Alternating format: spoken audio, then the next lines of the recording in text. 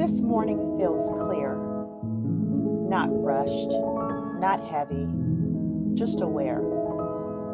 I was sitting after meditating, thinking about growth and about how becoming requires change, and how change isn't something to defend, it's something to honor. If you haven't evolved in years, have you really stretched yourself? Growth is the point. Learning, unlearning, and outgrowing old versions of yourself. And sometimes growth reshapes more than just you. It reshapes expectations. It reshapes dynamics. It reshapes who feels comfortable in your expansion. Sometimes people will say, "You've changed." And I'm thinking quietly, "You're right." That's exactly the point.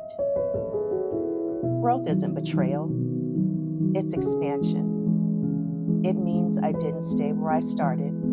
It means I allowed life to refine me. There's an audacity in that, in expanding beyond what was expected, in refusing to remain small for someone else's comfort.